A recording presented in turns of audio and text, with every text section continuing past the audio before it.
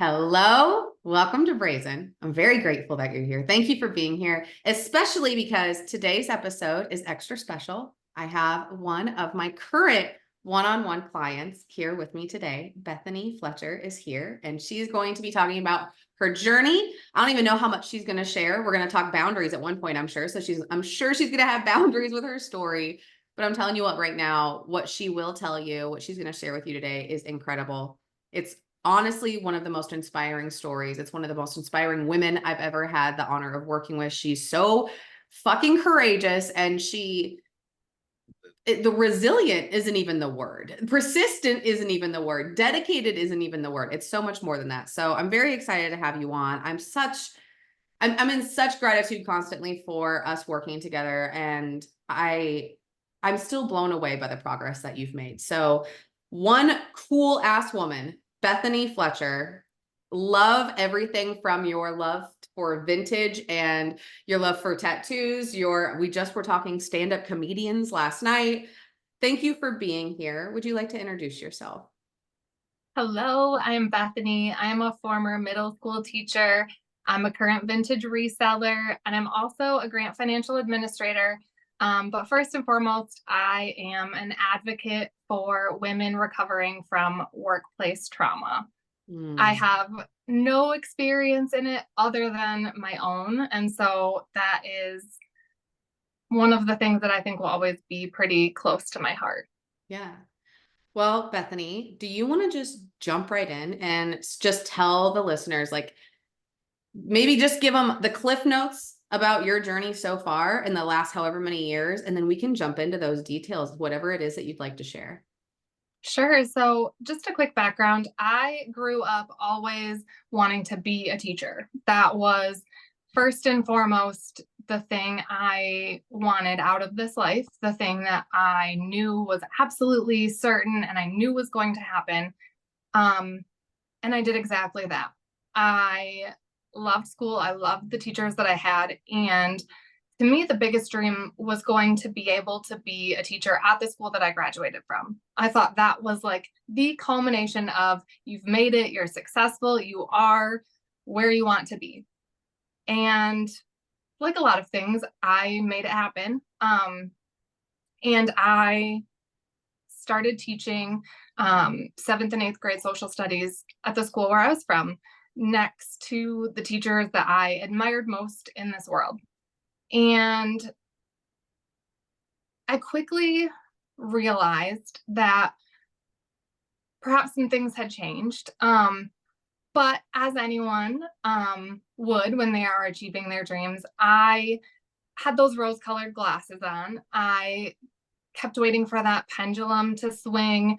I trusted the people that I worked with my whole heart. I truly believed that they had my best interest at heart because I knew I did theirs. Yeah. And it got to be difficult. I realized that not only had things changed in education, but we had some pretty major societal changes, and they were pretty hard for me to wrap my mind around. And I quickly became too much for a lot of people. I became too much in what I said, how I dressed, the way I talked, how I communicated. And I'm learning that that is not to my own fault. A lot of that was the problems that people had within themselves. And sometimes when you have a lot of issues that you need to work on, you recognize your own shortcomings when you see someone who maybe has some qualities that you wish you had. And things got pretty rough. They got really difficult. Um, as many people working in education know, I started to see um, what really boils down to pretty consistent harassment by parents, constant emails, being angry and picking, and really seeming to enjoy causing tension and friction. And those things were difficult, but they were things that you start to internalize and believe might be true, and you let those feelings sit with you, and it got really hard. And then in June of 2021, I really think things took a really sharp turn. I had a coworker who called me up and said, "Hey, the person who was supposed to be working this golf outing with me couldn't make it. Do you want to come and work with me?" And I said, "Sure." And it went great for most of the day. It was a lot of fun. It was enjoyable to be outside. School had just ended the day before, so we were in summer break mode um, until the very end. Someone who was a former student, not mine, but just a former student of the school, was golfing with other people who had graduated from the school. And that individual was a coach for one of the sports programs. And he made some comments to me that were really highly inappropriate. The kind of comments that really send you reeling and in panic mode. Because if you've ever been a woman who has been talked to in a way that makes you uncomfortable, you know this feeling. The feeling of, if I make a scene, if I say something too loud, if I do the wrong thing, people are going to think it is me. And I knew the culture of that school, of the community, and I knew all the red signals were going off in my brain. This is going to somehow come back on you. And mind you, it was a Saturday, and I was in panic mode. And once that individual had, gone on to another hole at the golf outing, it wasn't much longer, and someone I graduated high school with called me on the phone and said, "You need to leave because this individual has just, come up here and said that he's going to do these things." And they were really worried about me. And so I started bawling, "Immediately leave." And again, it's Saturday. School's out for the summer. I did not sleep, but I made the decision that the next morning I was going to contact his brother, who was the head of that sports program, and I was going to contact the principal of the school. And I made them go to the school on a Sunday so that I could tell them what had happened. I was mortified. I was embarrassed. I was stressing. I did not do anything to cause this to happen, because that's men, women, people seem to perceive that as, what did you do to make this happen? And I was assured this individual was going through some hard times, and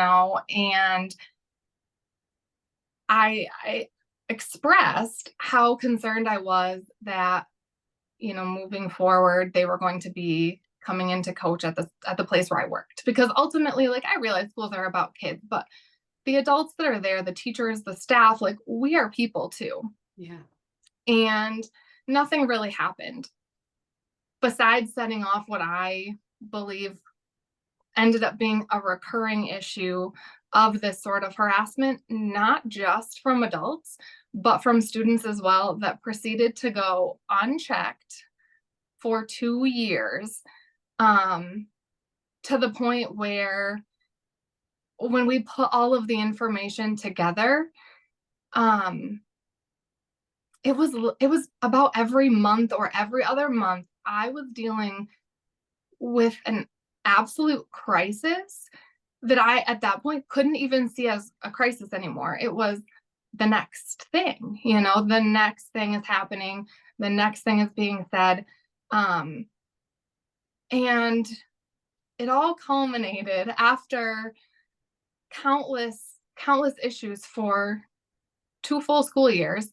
I think 7 were deemed extremely serious offenses that had happened against me. And when it all kind of came out, it was just horrifying, because despite the fact that I had reported and reported and reported, No students received punishments, no students received consequences, no adults received consequences. Um, and until it became a problem that I then had to deal with legally. Next Friday is the 1 year anniversary. I was not called down, I was escorted down to the superintendent's office on May 3rd of 2023. And when I got into the room, the athletic director, the principal, the superintendent, which I do want to stress, were all male, not to make that the only issue, but because at some point today I want to spotlight the amount of female support and like legitimate badassery that like pulled me through this. And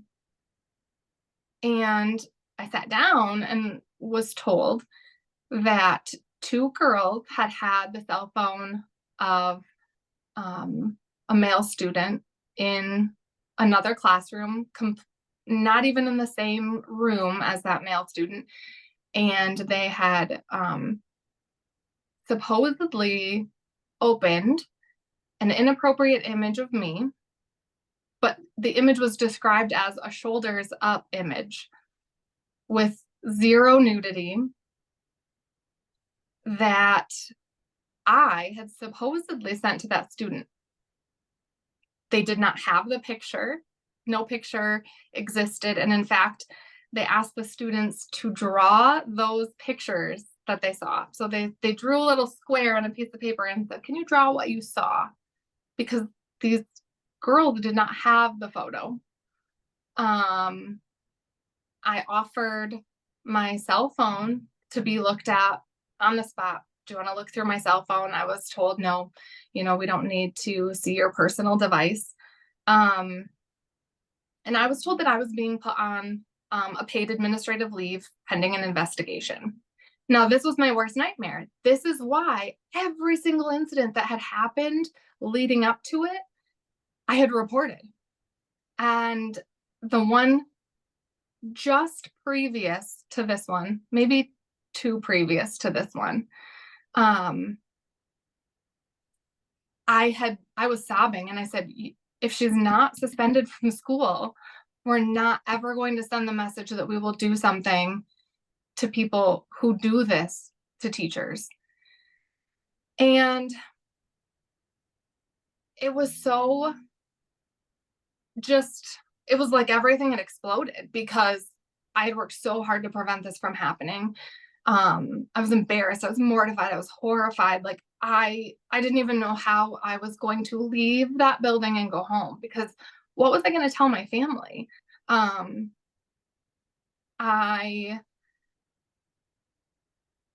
really struggle to this day, sometimes wondering what they were thinking in those moments. These people who had known me, like many of the people sitting in that room had known me since I was 11 years old. One administrator, I babysat his oldest daughter. My grandma babysat his kids. They were people who had known me almost my entire life. And I couldn't believe we were here, because these were the people that I had been reporting to and been begging to do something about this. Not even a month prior to this incident, a student asked me what color my vagina was, because that was a cool TikTok trend that they had seen. Prior to that, it was that I was pregnant with a 16-year-old's baby. And in all of this, like during all of this, I had had a hysterectomy. I had had some other surgeries. So like, I'm dealing with my own things. I have 3 children. I had 2 very close together in age. So from June 2021, being told inappropriate things that I reported, to May of 2023, I mean, very, very serious offenses that until afterwards, I did not realize that there was legal recourse to. So here I was being told this horrible information on May 3rd. And I, in that moment, could not see past this incident. I was like, if I have been working so hard, if I have been a good teacher, if I have done all the things, if I have followed all the rules, if I have reported, if I have worked so hard every day, I had been an educator since 2008. There is no life for me after this. Like, that's it. I got in my car because they tell you these things and then they just send you home, right? You have no information. You have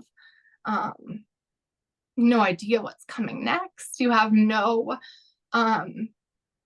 clue what this investigation entails. I'd offered my phone. I'd given my reassurances. On my way out the door, one of the principals, his favorite saying was always, what's right is right, what's wrong is wrong.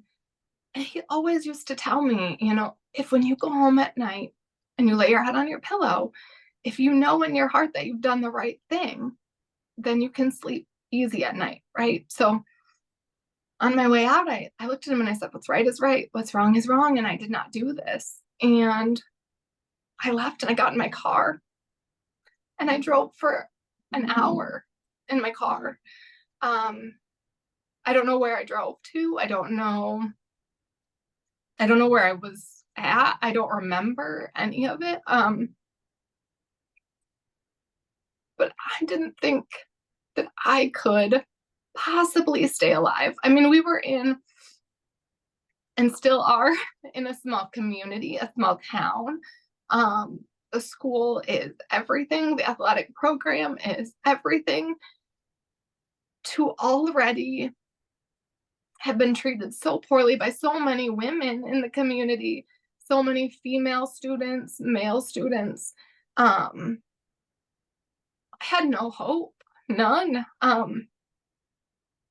And I remember making a few phone calls to people I cared about. I remember my mom demanding that I go home, pull over, let me come get you. I didn't want to, because if I got out of the car, I had to face the fact that I did not know what was next. I had been living in what I now know is trauma for years. I'd been going to work for years, not a month, not a day, but years, not knowing what was someone going to say about me next. Am I going to wear the wrong outfit? Am I going to say the wrong thing? Who are they going to email about me?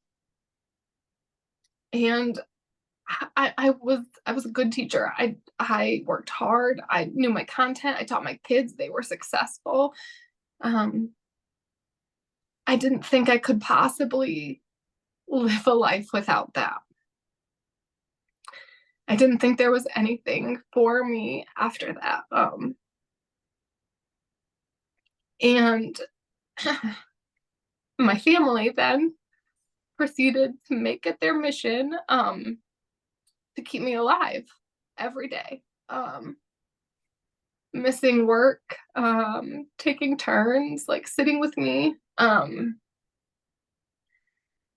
It wasn't until a couple of days later that I realized they were going to terminate my job. The paperwork was hand delivered, and in it was information that my position, that me as a person, there was going to be a special board meeting, and the topic of it was me, and they wanted to fire me. I was a tenured teacher, which means that you have to legitimately be able to prove that a teacher should be terminated, and that teacher has the right to appeal it. Looking back, I was pretty weak. I was ready to I was ready to resign with nothing, no compensation, nothing. And looking back, I think if the superintendent knew then what he knows now, he would have let me resign, no questions asked. But he didn't want to do that. Um, he wanted the school board to vote to terminate me.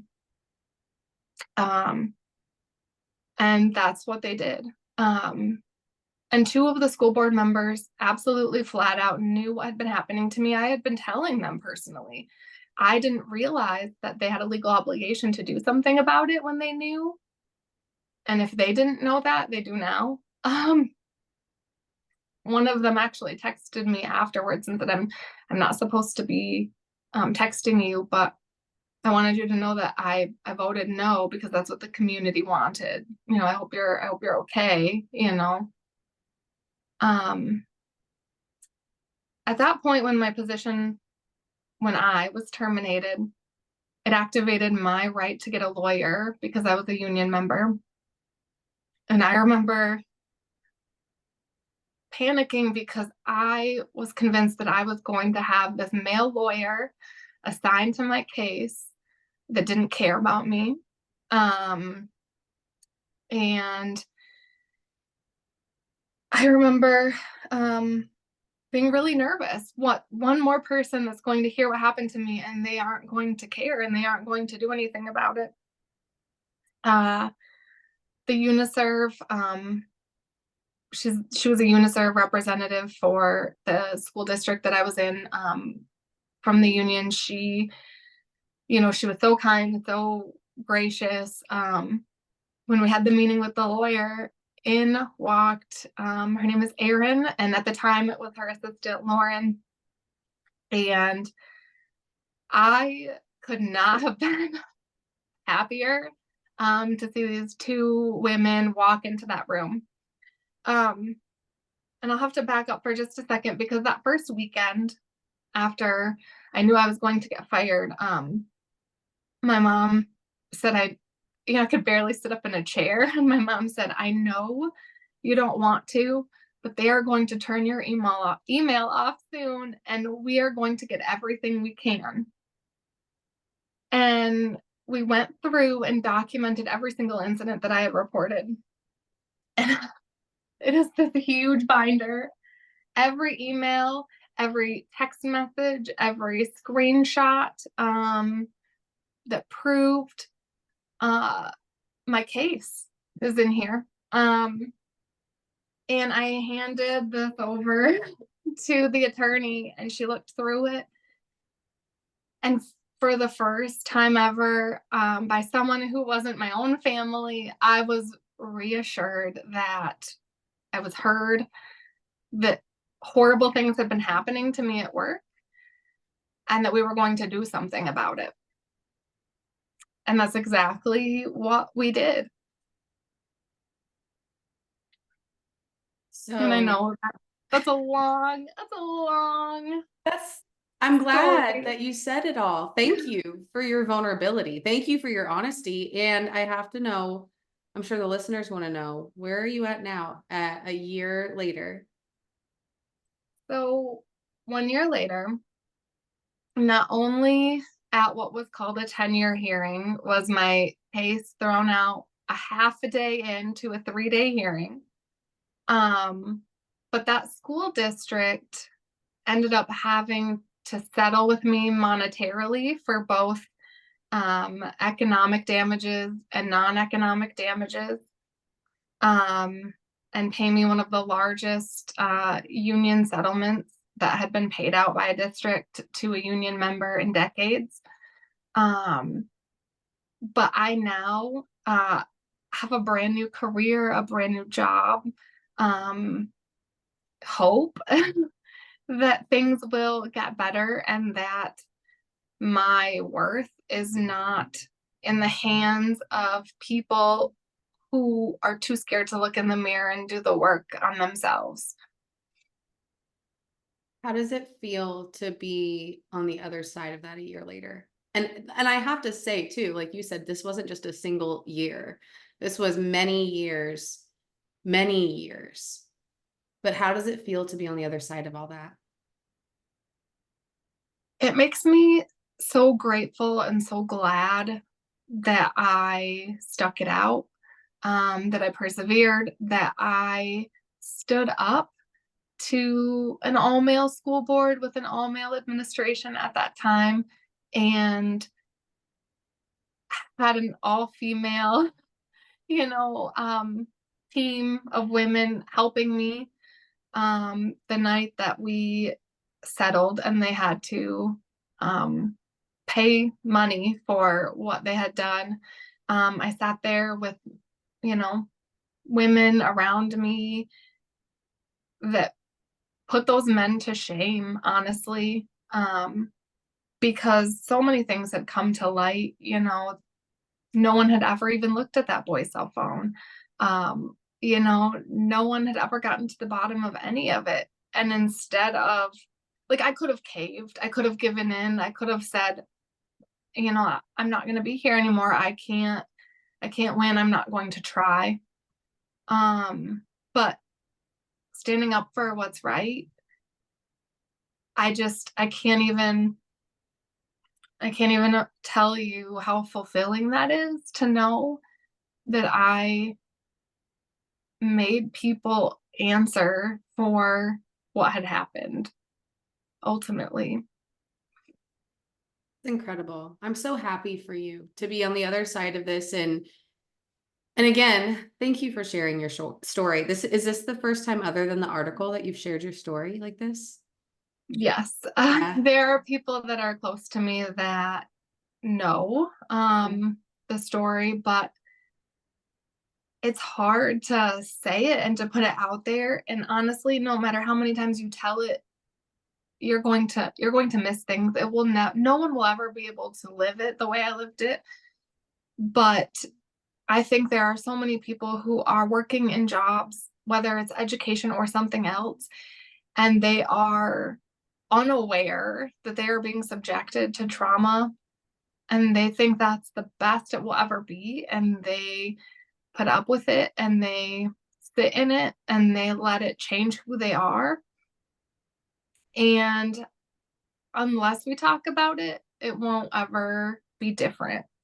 You Right. know, there are so few people who honestly believe that they can go up against a school board, an administration, and their attorneys and come out ahead on the other side. And I just want people to understand that's not true. You know, you can make a difference. That's incredible. So tell the listeners and I then, my dear, who are you now after coming through the other end of that? Oh gosh, it might depend on the day. It's a struggle still, some days, but I am so much happier, so much stronger. Yeah.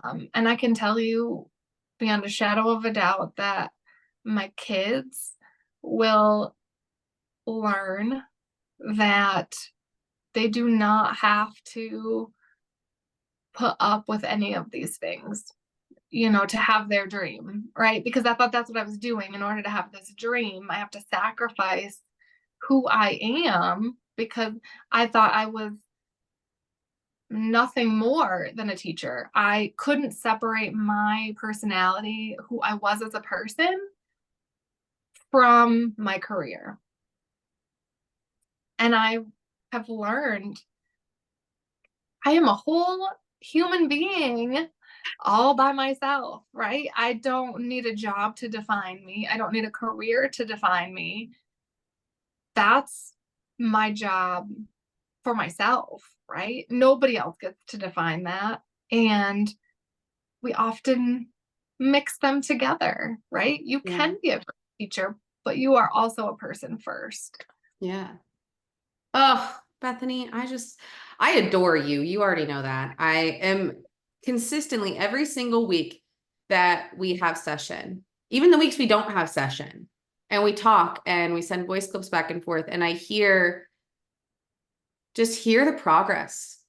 Honestly, lady, I'm gonna freaking cry. Dang it, I knew it. Well, at least there was already makeup in my eye, so we're just gonna let it happen. I don't I think there's no way I can discount like the help that Heather has given me. When we first kind of connected, I was pretty freshly settled in the contract situation, in the school situation. That was pretty fresh. Um, and so I realized who Heather was. I realized what she was about. And it was shortly after that that I did do an interview for an article. Yeah. And that article was published and came out. And the girl who originally had that phone, and made those claims, her dad showed up at my doorstep. Um, thank goodness for doorbell ring cameras, while all my children were home, um, in the morning, to threaten me for over 2 minutes of doorbell footage. Um, what I realized after the fact was with a gun strapped to his hip under his shirt, threatening me. And I think looking back, people who tell things that aren't true and they tell stories that aren't true, once that's shaken, they are so desperate because they've already, tried to smother you and smash you and take you down. And when you haven't been taken down to their level, they will do anything to intimidate you and scare you. And I let it so bad. I let it terrify me to my core. Scared to leave my home, scared to be out in public. And it was about a month after that, I started working with Heather. And I know that the rational thing for most people to do in a situation that I've been in is pack up and leave. And I'm still here living in this community. And so I think one of the first things I did was absolutely freak out to you, via voice message, because I was going to have to go back into that elementary school where my son had a basketball game and he was about to play a team made up of his former classmates and their mothers, some of whom were freaking awful human beings, straight up freaking awful human beings, who had treated me terribly and said horrible things to me about me. And I was like, I can't go in there. And that's when Heather started to tell me, like, you will go in there. We talked a lot about how can I be an unbothered bitch, right? Yeah. I wanted to be so unbothered by these women and their looks and their comments. And that's where I'm able to be today, right? I might not have been that way in January, sure as hell not in December, absolutely not in August. I was a shell of a human for a whole summer. Chunks of time I don't even remember. But today, like, go ahead, I have realized, like, I am not a teacher. You cannot tell me what to do. You cannot tell me what my self-worth is. You are people who have work to do, and I think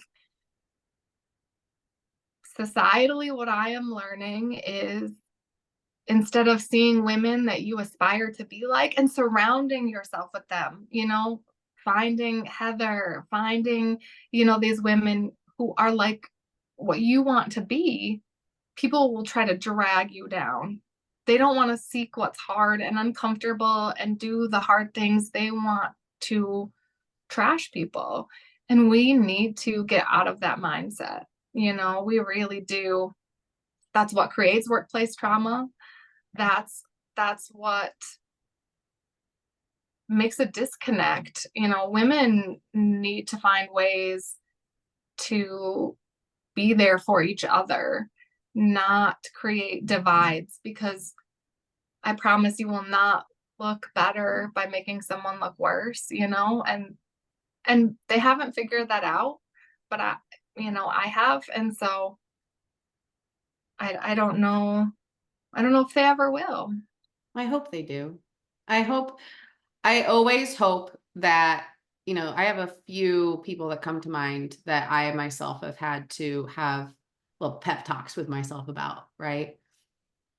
And, there's different versions of my pep talk. Sometimes I need to laugh. And so I'll take one of my favorite comedians' lines and I'll be like, some people suck, Heather. Some people suck. And you're going to have to go do this, even though sometimes people suck.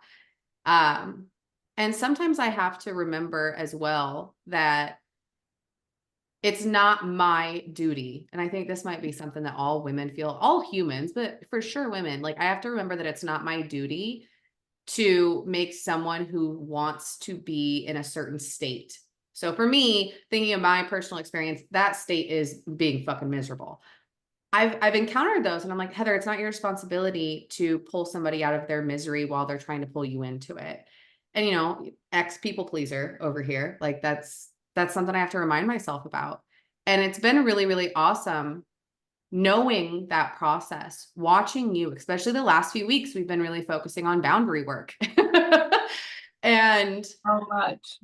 it's incredible anyways, just to kind of speak about the way, because if you've never been in a program, you don't really understand the like just how immersive it is. And one of the things that you and I talked about, we talked about this in the 5-week retreat when we did that before you did the one-on-one, is if you talk about this stuff and you bring it to the surface and you have conversations with other women and you're in a safe space and you can be vulnerable, all these things, then naturally, organically, life within, 24, 48, 72 hours will give you an opportunity that's going to show up. And it's up to you to be so observant to say, there's the motherfucking opportunity where I can, respond instead of react. I can communicate a boundary. And so when you're one-on-one with someone, like during the boundary weeks, I'm like, Bethany, listen, you're probably going to have an opportunity to speak a boundary this week or to maintain a boundary this week. And you have truly, that's what I was saying before, like, it's been so fucking inspiring to watch you every week, to listen to you as you're sending these voice clips. Cause I can tell right in the beginning of your voice clip where you're going to be so fucking proud of yourself. You're like, listen to what I did. Like, and I love it because you have gone from a space where truly I don't think I've ever spoke to a woman that's been bruised up in the way that you have. To come back with such resilience and such fucking bravery, and to take all of that and everything inside and say, I'm not going to let this live inside of me. This will not stay inside of me. All this is coming out. I'm going to make sure I'm good. And like during the boundary work, I'll let you say it. Like you had these opportunities to speak some big fucking boundaries and you did it. Yeah. I've had some situations in my life where I think because I choose to still live where I live, there are a lot of rough waters to navigate in terms of the fact that the people that were part of this still live here. I still live here. And having the people in my life understand that I know that I cannot make choices for them, but I can communicate with them what I am not willing to accept in my life and then let them make those choices. Yeah. And that is hard. Probably one of the hardest things I've ever had to do. But I need to live a life that is fulfilling to me and that is not filled with the negativity from these people. And I think that's one of the biggest reasons that after the dust settled, I knew I had to do something, because you're right. Like living with it inside of you was not it. It was Right. not going to, um, it was not going to help me be successful. And I feel like we have to talk about the crazy situation of me even having another job. I would love for you to discuss that because can I preface it? I'm the Yes. queen of preface. Um, this story that she's about to tell you, I love. There's like a handful of clients I've worked with one-on-one that when it comes time to manifest or co-create, or let's use other words for other people, because we all believe the same thing, y'all. It's just we use different words for it. So whether it's manifest, co-create, maybe you are working alongside of God, you're working alongside the universe, you understand more of the quantum physics side, you're creating your own reality, whatever fucking way you want to say it, setting a goal and achieving it, that's also the same thing. Bethany did this, the one of the quickest I've ever worked with. Only other woman I've ever worked with that had something happen so quick that we were so intentional about was Erica, who manifested a basically free trip to Scotland. Like just bam, bing, boom. And the coolest part is you observed it the whole way, which is the fucking cherry on top of these moments when instead of being wrapped up in life and wrapped up in all the stuff, you're able to calmly live and observe and watch as things unfold and divine orchestration is happening. So to say that, Bethany, will you tell them how all that went down? Because it was so fucking cool. Yeah. Absolutely. So, you know, when you've been in education for a very long time and you are now in a place where you're like, I'm not sure that's for me right now. You can't say forever, but Yeah. I wasn't sure that that was for me. I didn't want to get in front of kids in the classroom. I didn't want to. Um, I just needed something else. But I also had spent so long dreaming of being a teacher that I didn't even know what else there was. I didn't know how to transfer my skills into anything different. And my friends and I, two friends that I graduated from high school with, still friends with today, we decided that we were going to go on like a long weekend trip to Florida. And we planned this trip, and it comes time. Um, we go on the trip. We're at the Detroit airport, and big shocker, I'm the one that gets all my luggage flagged. My carry-on, my suitcase, I'm flagged. Um, I'm sitting there while they're going through my bags. The lady in front of me had two large things of Reynolds wrap, aluminum foil or whatever, and they're pulling that out of her bag, but she's good to go. They put it back in. She's on her way, and I'm flagged for my deodorant. And not just like flagged, but flagged. Like it set off a code, it needed a person. It was like a huge ordeal. So, like any good friends do, they take pictures of me, um, you know, getting searched and looking very less than thrilled. And I had originally not intended on posting anything about our trip until after we left. I was still feeling a little about certain like social media platforms and the way people were perceiving me. And I post the pictures at the airport and I'm like, haha. And someone commented and asked where we were going. I said, Florida for a long weekend. And then this guy that we had graduated high school from, probably had not seen in 20 years, comments and asks, what part of Florida are you going to? And I say, and he was like, well, that's about a 4-hour car ride for me or an hour and a half plane ride because he had his own plane. And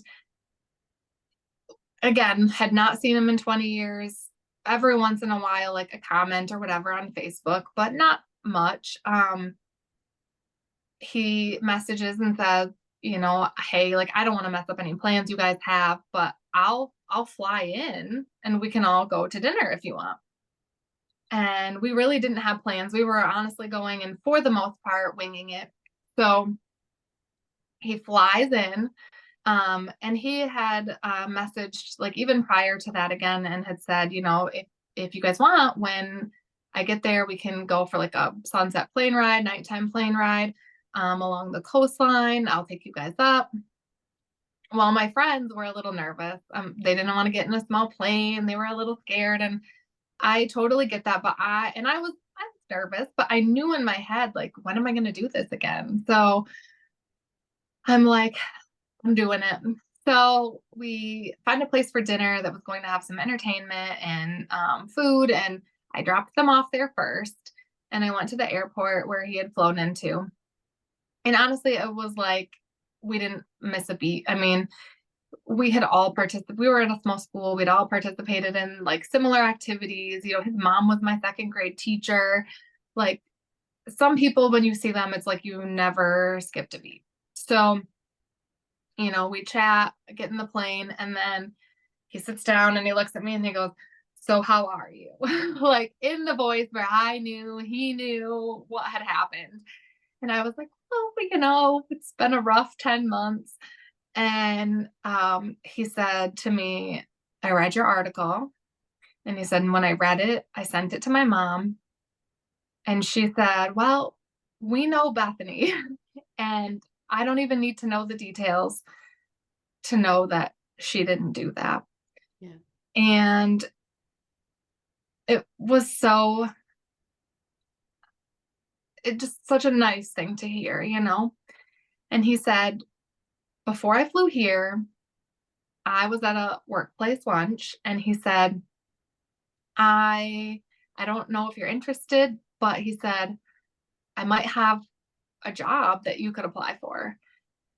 I had no idea what he realistically even did for work, but I was like, all right, let's hear it. Cause, you know, what did I have to lose?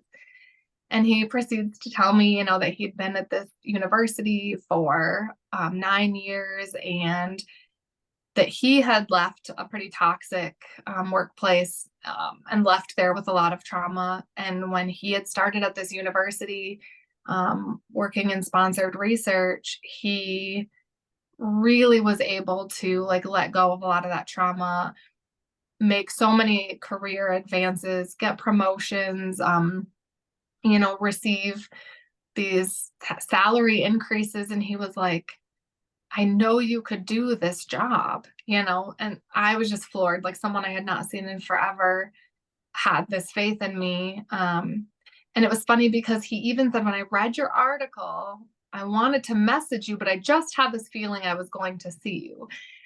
And he's in another state. And it all felt like it came together. And so he was like, you know, the downside is the posting closes Thursday. So, which was shortly after I was going to be getting home. And he was like, "When you get back, we'll do a call." And, you know, we chatted about the job. I applied. Um, I interviewed.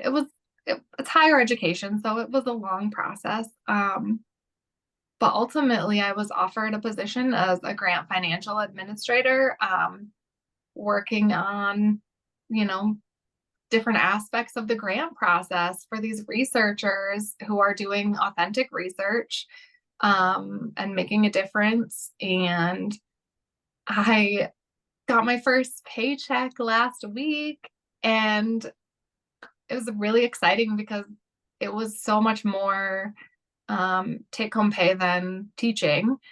And on top of that, literally every day I go through my job and I leave because I'm working remote, and I'm not stressed. Like, I close my computer and I'm like, huh, did I work today? I mean, I knew I was working. I was doing things like, did I work today?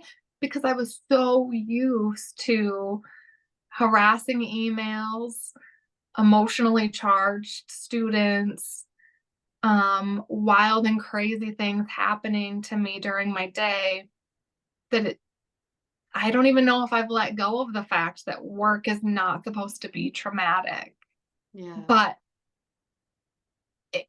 I actually got to sit down and eat lunch with my attorney and her assistant, who is now like a fully fledged attorney, who passed her bar. Congrats to her. Yes, so cool. And I sat down with them and we ate lunch, and I told them that story. And my attorney was like, if I didn't know you, it doesn't sound real, you know? And I'm like, I assure you, like, it's as real can be, you know? But if I had not created space in my heart for that to happen, there's no way it would have. If I had sat here in my house and rotted away with anger and bitterness, like it would not have happened. And that's not to say there aren't days that I'm incredibly angry, you know, that what I thought I wanted in this life was taken away from me in a way that was outside of my control. Yeah. But I think it's making space for so much more, you know, things that wouldn't have been possible without letting things go, without creating and setting boundaries, without um, just accepting myself without the judgment of other people. You know, I hope, you know, in the end that women realize the importance of creating a confidence in themselves that doesn't come from someone else, because these opportunities are what happen. Yeah. They ask you to step up sometimes. Yeah. I'm so fucking proud of you. Truly. I know I'm going to tell you again in the next, like, I don't know, 5-ish days via voice clip, but it is truly remarkable. It's remarkable that you know, to be very honest, that you are still with us. Because I know how heavy it got just from what you can tell me. I don't know what you lived. And I know how scary that is as a woman who's been through it to truly consider it and wonder, like, weigh the pros and cons of it. It's a terrifying feeling. It's horrifying. And what you went through, what you overcame, the fact that you did it by staying in integrity, by standing up for what's right, by having your voice, even if it was shaking, even if your fucking knees were shaking, by choosing to consistently do in your heart what you knew needed to be done. You came out the other side. You are every fucking like week, you're a different woman. I see. Like you just keep up leveling. Like Feeling the layers. yeah, yeah. And P.S. I'm super stoked because I mean, obviously, you know, the listener doesn't. So we just entered into body work in the program. It's a 26-week program. And we just entered into body work. I mean, we're like 5 weeks behind, but that's, I believe, also side note, so is your other one-on-one sister. So I don't think that's any, I think that I always believe, I should say, that it happens for a purpose. And I'm starting to see how it has made sense now. But it's been incredible because being in the body space, so, you know, about 11, 12, 13 weeks, 13 weeks, I want to say we're in, we're about to move into a space in the program where you connect deeper with your body, you liberate your body specifically from shame, knowing that shame that we carry is most of the time. It's this feeling that's so complex because it's this feeling that you so badly want to fit into the society around you, and you so bad it's fucking biological. We want to be connected to the people around us. We want to feel loved, we want to feel appreciated, we want to feel respected, we want to feel as part of the tribe. We crave that. And when you are shamed in certain ways, especially when you've continued to stand in integrity and continued to be shamed, something happens inside. Mm-hmm. And it takes a lot of work and a lot of dedication to switch that back. And that's what we've been working on. And I just think it's so fucking beautiful that we're having this conversation. And here in the next few weeks, we're going to go deeper. And then we're going to go deeper into, you know, what it means for you to be a woman and the path that you have walked. That's going to be such a beautiful unveiling. And we're technically not even, well, I guess we just became halfway through the program. And there's just so much more. So I'm really, really honored. I know I say that a lot to you and to everybody, but it's very true. I'm very honored. Your journey is one for the books, my dear. And to be able to walk alongside this incredible path that you're carving out for yourself as you continue to stay so steadfast in so many ways. And like, you turned the integrity up, you turned the persistence up. Like, instead of letting it get you down, you alchemized that shit and made it something incredible. And you continue to do that. So truly, so fucking proud of you. I am blown away by you every single week, my dear. Thank you so much. And honestly, you know, for something for everybody to remember, sometimes it's not about the size and numbers of your support, but the strength in the numbers that you have. And while I'm not sure I could have done it alone, I'm so grateful for the people that I had, um, and the things that I did, stick to consistently, reselling vintage, running, like all the things that I needed to do to stay here and rooted in, um, who I am. I think just always have things to like carry you through, I think that's so important. And I couldn't have done it by myself. And I'm so glad that I didn't have to. And I think that's what people need to realize is, find your support, find your systems, and know that it's not normal to Yeah. feel the way where you work. Speaking of, can you stand up and show off your dress? We were talking about that before we pressed record. You have the coolest vintage dress on. I always love whenever we meet, you have the cutest vintage clothes. Can you tell them Thank where you. you're welcome? Will you tell them where to connect with you for vintage stuff? She has the coolest stuff, you guys. Yes. I am on Instagram. My handle is at PS I love vintage. I love like posting pictures and having fun on there. I think it's an opportunity for me to like showcase my personality a little bit more. As a former educator, we tend to have big personalities, and it's a nice way for me to still, kind of interject that, out there. And so if you love vintage, if you, you know, are ever looking for pieces, like it's a fun community, that was so supportive of me throughout all of this as well. I love that. It is really cool. You go live sometimes, and I love that you do that, because the one that I popped into, the most recent, you guys were like just talking about the cool finds that you had and like showing them Yeah. off, and I was like, this is amazing. Like, I could watch this for hours. Yes, it's just so fun. The people are incredible. Other shops are incredible. I just I'm so blessed to have had that, established that prior to all of this, and had it to like help carry me through, even as I'm embarking on this, newer career. I can't like let go of that. I love to decorate my house with vintage and, have all those fun pieces and wear vintage items. And it feels so good knowing that there's absolutely no one in my life that is going to make me feel bad for that anymore. And it's just been a really incredible transformation. I agree. I agree. I'm excited to see who you're going to be, because I looked at the calendar recently to kind of see where we're going to end now. And it's going to be like right in the beginning of August.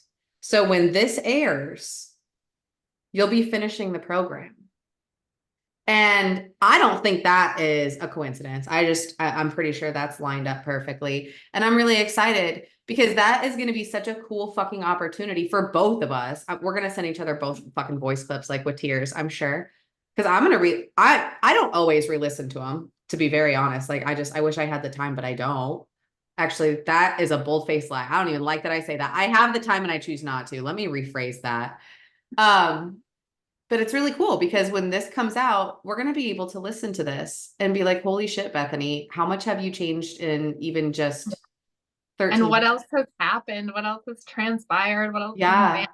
manifested? Because, my goals, my hopes, like obviously, you know, grow my vintage business, be successful in my career, but have these incredible female friendships, because that is better than any amount of money that you could have in the world. I have very close friends who I'm so grateful for. And I hope that this experience allows me to grow into that more. And I'm just super blessed, I would say.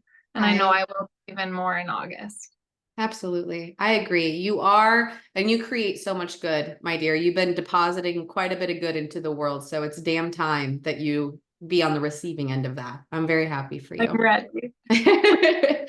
All right, my dear. Well, before we head out, I want to say thank you. Thank you for coming on. Thank you for sharing your story. Your story is so inspiring. And I know that there's somebody out there that listened and is listening right now, and it lit something up inside them. So thank you. That's one of the biggest things that you and I talked about, is you sharing, any of us sharing our stories and being vulnerable. That's the medicine that somebody else is going to need someday, that they've been craving, that they didn't even fucking know they needed. And you being so vulnerable today and just sharing so much inspiration through the path that you have walked and the choices that you have made, and how you continue to make choices to up-level your life, become better, do better, see better, like all these things. You're on a mission to enjoy your life in the most fulfilling way, and someone out there is going to be inspired by that. So thank you for being on here. And I am going to ask you, because I don't often have one-on-one clients on here, it's not all the time, how would you introduce someone to this work? Because I know you were in the 5-week retreat last fall, and then we spoke and you're like, Heather, how the fuck do I work with you one-on-one? Like, let's do that. How would you introduce somebody to that as a client? Because I know as a coach, I can say all I want, but as a client, it feels different. So how would you explain that? If you want to get comfortable with being uncomfortable and change your life, then you need to do this for yourself. If you want to become the woman you've always dreamed of, not the career you've always dreamed of, not the dream someone else has had for you, then this is the program for you. If you have things inside of you that you need to let go to make that happen, this is the program for you. There's hope. There is so much more that you were meant for. And it's hard to do it by yourself, but there are people that can bring that out of you, like Heather, I appreciate that. Thank you. That just solidified quite a bit for me as well. So thank you. You gave me a gift today, because it is really incredible what happens in even the 5-week retreats. It's really incredible. And that's kind of the entry level into the 6-month program. We take the 6 month and put it into 5 weeks as much as we can. And I wake up every single day and I do my job, and it's very much kind of like what you were talking about with the teaching, just in the way that it's more immersive, certainly not all the other stuff, just the immersive part. And I wake up and, I remind myself consistently that I'm doing something good in the world, because there is that piece that's parallel as well. Like, I get some shitty fucking comments on the internet. I have people that don't understand what I do. So they're like, what the fuck is this? And it is difficult as a woman to blaze your own trail and to not care. And I don't want to say not care what people think, but to take what people say, the opinions of them, and their misunderstanding of who you are, and let them have it, and continue to press forward, making a difference in the world, and doing it in a way where you're like, I don't fucking care if you don't think I can, or if you don't understand it, or whatever the degree. And it really is incredible to be able to have someone like you that I get to work with, where I get to step back out of my own body, out of a coach presence, and just be Heather the woman, and be like, damn, you're doing the shit, Heather. Good job. And healed women heal women. Yes, unhealed women bring other people down. And just know, that you are doing so much good. Every single person that you come in contact that leaves a little more healed brings a little more light to the world in a way that we all need. And you can't be everywhere, but you can be everywhere in every person that you touch, right? So there's hope. I appreciate you so much. I just fucking adore you, lady. All right. Well, the way that we always end these episodes is I ask the listeners to go do something kind for themselves and go do something kind for others. So I'm going to pass it to you this time. How would you like them to do something kind for themselves and kind for others this week? Give yourself grace. Be your own cheerleader. What you say to yourself is what you will feel, be, and do. So go put kindness in the world by being kind to yourself first. Say good things to yourself. If you wouldn't say it to someone else, don't say it to yourself. Yeah. I love that. What about being kind to others? Oh man, just go out there and tell somebody something nice. Give compliments that you don't feel the need to have reciprocated. Like, do something crazy for somebody that you just wouldn't otherwise do. It doesn't matter if it's hold a door, whatever it is, do something that people don't expect anymore. I love that. Well, you guys, you know the drill. If you want to get in contact with Bethany, which I'm sure you do, at the bare minimum to check out her vintage stuff, please go check her out. All of her information is going to be in the show notes below. And again, thank you guys for being here. Thank you for holding space and sitting with Bethany and I, because it's really what this is. Like, you as the listener, you're sitting with us in this conversation. Chances are you had tears in your eyes too, probably more times than just this episode if you've listened to the whole podcast. And it's us coming together. It's us sitting and sharing. And please reach out to Bethany. Let her know how this episode, her sharing her story, changed your life. Reach out to me and I'll send it to Bethany. Like, it's just really important, like she was saying, that especially as women, we continue to build stronger, more genuine, more loving relationships. And I just want you to know that if you're in my community, if you're in my little space of the internet, this is your tribe. You fucking found it. You're here. You don't have to search anymore. You can if you want, but you are so welcome here. And Bethany and I want you to reach out. We want you to know that you are welcome here. All right. We will talk to you guys soon. See you guys later. Everybody. Thank Bye. you.